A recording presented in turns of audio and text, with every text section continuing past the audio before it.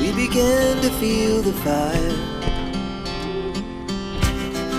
We rise like tall buildings as the chemicals they take us higher. The night's young and it's just begun as she puts her hand in mine. We wanna chase the night.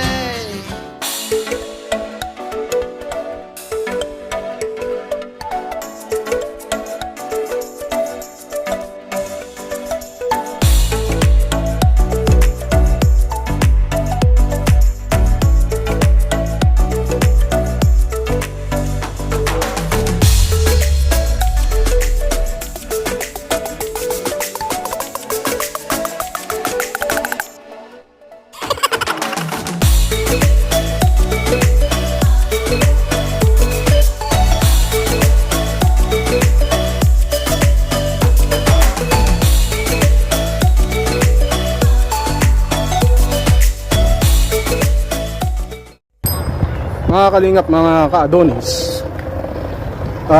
sa mga hindi nakakaalam, humabol tayo sa Baguio. So nandito tayo ngayon sa Baguio.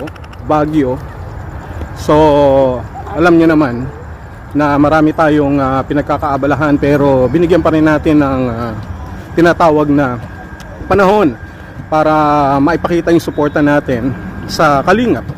No, nakikita nyo nga, naka-hoodie at malamig ang panahon.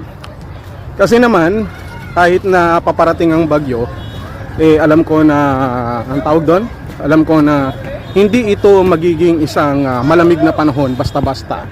Kahit bumabagyo, alam natin na iinit ang panahon dahil sa pagdating ng Adonis ng Kalingap. Nakakainis nga lang sapagkat mayroong mga taong nauna na hindi naman dapat kasama sa bagyo na nandoon sa Team Barako, nakagaya nila Birador. So ang linis ng hangin, no, pagdating sa Baguio, pero ang nangyari ay parang naging polluted dahil nga sa pagdating ng grupo nila Birador na Team Barako. Ngayon nandito tayo, kanina nag-iihaw kami, masarap namang iniihaw namin, at iniisip ko kung paano ko mabibigyan ng masarap, no, na regalo o pagkain itong sila Beyonce, sila Carla, sila Joy, sila Dara, yung mga iba pang Kalingap Angels na nando doon, para naman ma-feel nila, no, na sila ay napaka-special. Kasi naman medyo nakukulangan ako sa mga partner nila na sila Jomar, no, sila Edu, sila Dan, Cedric, no, kay Rose, Cedros, hindi basta-basta ganun. Ayoko nang ganun So kailangan talagang ipaghanda mo sila na sa kabila ng panahon, kailangan talaga meron silang nakakain na mainit-init, diba? Mainit-init dapat, no? Kaya nakita nyo dun sa pinakita ko na barbecue, talaga namang masarap na masarap, at alam kong hindi nila matatanggihan. So dito sa Baguio, mainit ngayon dahil nga sa pagdating ko, at pero malamig-lamig na ang panahon dahil sa pagdating ng bagyo. At eto nga, kanina no, pagdating ko rito, marami ang nagkagulo, no? At inakala nila na si Kalingap Rab ako. So ang dami kong sigaw, Kalingap Rab, pa-picture naman, pa-autograph naman. So ako naman, medyo here we go again. Parang ito na naman tayo, napagkamala na naman tayo. So hindi na bago sa akin. So sabi ko nga, nandito tayo para hindi sa ating sarili, kung hindi para suportahan ang Team Kalingap dito sa Baguio. Ang Team Kalingap hindi lamang basta pumupunta ng Baguio para mamasyal, kung hindi para pagbigyan na rin yung kanilang mga taga-suporta dito sa Baguio. Kaya nga, sa mga kasamahan kong Kalingap dyan, sa mga gusto pang sumunod na kayo, no, para mabalansin natin yung ecosystem at hindi na lang puro grupo nila Birador na nakikita nyo, kundi yung grupo ko, diba? So nakikita nyo naman yung paligid ko. Ayos ba? Yan ang aking paligid ngayon dito. At mamaya-maya lamang babalik ako doon sa aming pinag-iihawan dahil maluluto na ang aking barbecue na inihanda ko para sa mga Kalingap Angels, sa John Carl, sa Cedros, sa Edsy, at sa Danjoy.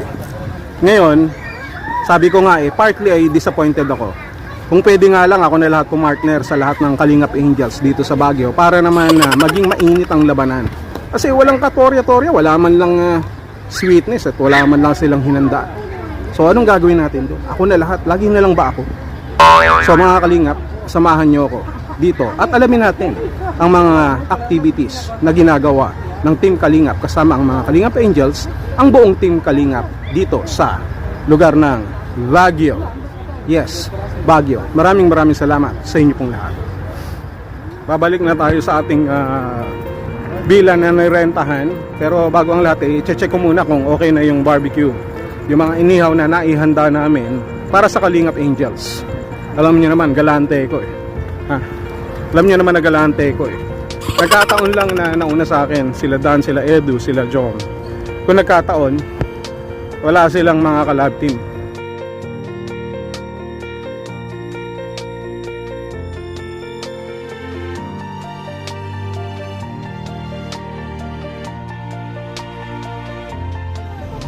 Diba?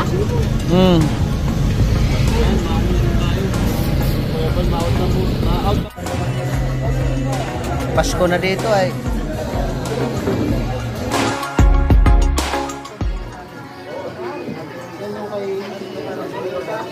Ayan sila.